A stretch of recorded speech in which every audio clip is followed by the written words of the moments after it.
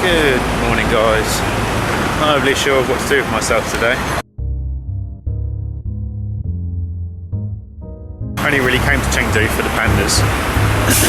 A friend suggested to me that I should go and see a giant Buddha in Lishan, but I don't know, I kind of researched it and it's quite expensive to get there, and like the park itself is actually quite expensive. I think it's like the biggest stone Buddha in the world. It's like carved into a mountainside, so yeah, it would have been cool to see, but I didn't really fancy it, sort of thing. So it means like I would have had to get up like really early this morning as well. And I had a late night last night just talking to people, chatting to people back home. And apparently I'm losing my voice. But yeah, I'm gonna grab some breakfast and think about it over breakfast, I think. Okay, so just been to a bakery. Tends to be the staple of my breakfast in China, because Chinese don't really do breakfast. Like this like cheese toast stack thing. So yeah, it's talking to other people as well. They do exactly the same thing for breakfast. Like other travellers, they just go to a bakery because it's like the closest thing to breakfast that the Chinese actually do. So they do a really good bakery, like out here. They're everywhere. The bakeries, and yeah, they do it really, really good. It's all really fresh. You see them making it like behind the counter sort of thing. So yeah, it's really good, really, really good. Just walking out of the shopping district where I found the bakery, and where I went to the bakery. Yeah, stores are funny, so funny because they've all got touts outside, like trying to get you into the shop, like trying to drag you into each shop. So yeah, it's quite funny. It's like 30 degrees at the minute. And all the shops are like selling coats and stuff like that, so I reckon it probably turns cold pretty quick in China. Because yeah, I can't, like, I'm wearing shorts and a t-shirt like all day long, and I'm still hot. So I can't imagine wearing a coat or like anything longer than shorts. Everyone's walking around in jeans, but I suppose everyone's used to it. Yeah, it's very strange. Outside of there's a temple, like a few stops down on the metro. I'm pretty much done with temples now, but like it's just something to pass a few hours, well, about 3 hours to kill, when I don't really want to just sit in the hostel. So I've done that enough. Well, I've done that the other night and sat in the hostel all afternoon. So now yeah, I'm going to head down to the metro and head to the temples. Just come into this shopping mall. So I saw they had a supermarket here. I went in there and porridge, like actual real porridge. I never thought I'd get so excited to see like a breakfast cereal. But yeah, I was hoping they was going to have sort of like some packs of like instant porridge sort of thing, but they didn't. So, and like the normal porridge was like really, really expensive. It's all imported. So I had like real cereals and everything, like actual real breakfast stuff. I was so happy. So yeah, it was quite funny. Yeah, also kind of like I was going to get stuff for the train, but they don't. It was quite expensive in there, and sort of like, as most of it was kind of imported, because like the shopping mall that it's in is like quite a higher end one. So, but yeah, like in China, they don't really have supermarkets. They just have like convenience stores, like on every road. So like, it's quite nice to actually go in and see like a full selection of food as opposed to like just what you have to sort of like deal with. But yeah, it's a shame they didn't have like instant porridge, because I would have got a load of it just to keep me going on breakfast. But yeah, I'm actually going to go to these temples now, unless I get distracted by anything else. Okay, so I'm glad I come down here now. Literally just stepped out of the metro station and met with this gate, and then this is the street that the temple's on. So, and then just jet washing the horse. So yeah, glad that I come down to sort of like see this. I wasn't really that keen on any more temples, so no, it's nice to see an area that's all sort of like old style buildings. I really like Chengdu. Yeah, a lot of stuff's free, which is very good, especially if you're travelling around. You need to save money, or make your money stretch as far as possible. But no, it's really, really nice. hopefully this park is a bit better than the one yesterday. I can't hear any sort of like overly loud karaoke band dancing going on, so it looks a lot cleaner as well, a lot more upkept. I like free stuff here in Chengdu. Just like yesterday at the monastery, where they were giving out free food. Here they're doing it as well, but it's only for IAPs, I think. Like they've all got their IDs and it's all old people, so I don't even want to try lining up and looking stupid. But no, it's a really nice city, Chengdu. I'm quite surprised, considering all I knew about it was that they had pandas here. So yeah, that's literally all I knew about it. But yeah, it's actually really, really nice. Okay, so they've got the same rundown, rusty children's amusement park as the other park did. So yeah, it's quite funny. Small rides that you just wouldn't want to get on or trust your children on. So you can definitely tell the difference between the parks that you have to pay to get in and the ones that are free. That one was okay, again, nothing special. I mean, that one wasn't even on the map, so it was a bit of a surprise just seeing it. But yeah, there's definitely a lot of difference between free parks and the ones you pay for. Okay, so I made it into the temple. It was just around the corner from the park, so it wasn't too far. And it was only 10:01 to come in, so I thought I may as well do something to pass the time, have a look around here. That's actually quite a big temple. So I'm sure it's going to be like quite similar to the rest of them, but as most temples are, well, most temples that I've been to so far are actually quite similar. Yeah, it's just something to pass the time, really.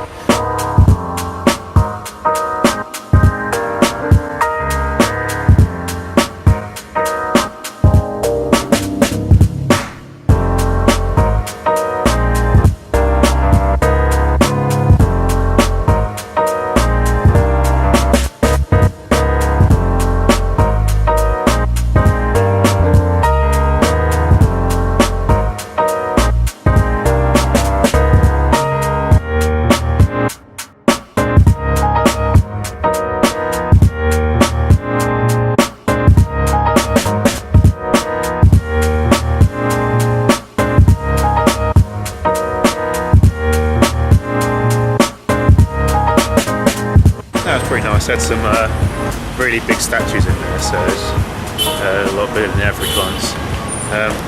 Yeah, as I said earlier, I'm sort of a bit done with Buddhist temples now. They're all very similar. So once you've seen like a few of them, they are all quite similar. Yeah, it's just gave me something to do for an hour or so looking around it.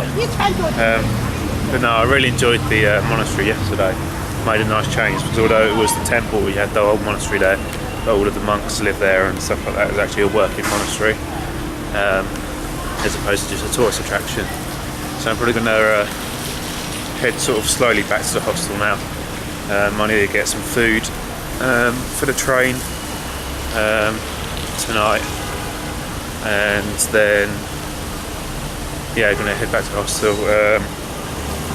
charge everything ready for the train, make sure I've got power and everything, and then head down to the train. It's not till like 5, nearly 6 o'clock my train is, so I'll probably quickly grab something to eat. But you have to get there quite early for the sleeper trains, for long distance ones. This is not a lot of space for luggage, so if you want to make sure that you get your bag up on the rack, then you have to get there sort of like an hour before. So I'll probably head there about 4:30. Head there to get there for 4:30. So yeah, it's a couple of hours back at the hostel, making sure I've got everything, all the details for the next couple of bits on my journey, because I'm going to be staying in a national park for the next few days, so I'm not sure whether I'll have any internet access, so I need to know everything before I get there, so I don't get stuck, sort of thing. But there is a town near the national park, sort of like where you go through to actually get there. So if I ever get stuck, then I'll just pop into the town. So yeah, just gonna head back, probably grab something to eat as well as getting food. yeah, maybe we'll see if I've seen it in the fancy. One thing I forgot to mention, in the temple there was this bird just flying about by one of the smoking bins that you put all the what are they called, the incense sticks in, and yeah, there was this guy that came out and he called to it, sort of thing, and he went inside and got a bowl with some mealworms in it, and he called to it and it flew to him and it like took a mealworm out of some chopsticks that he had. So that was pretty cool. He's got his own little pet bird. He lets fly about. It's funny that you still constantly get photos taken of you. Like people try and do it discreetly, but you just notice it because a lot of them take it on their smartphones, and it's quite obvious. Like if you're not standing directly in front of them, if they're taking a photo of you, especially if they've got the flash on. So yeah, there was a girl just back there who just sort of stopped next to this car and like pointed the phone towards me a little bit. Took a picture and like the flash went off. So it's so funny. All they have to do is ask and they can have a photo, but it's quite funny that they try and take it discreetly.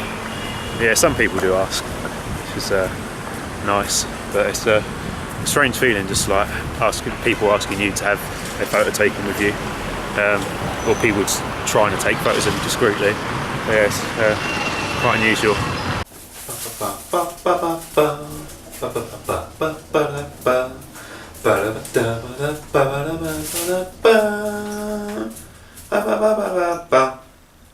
And that's the elevator song. Okay, so it's about 3:30 now, so heading out, gonna grab something to eat, and then head to the train station and wait for the train.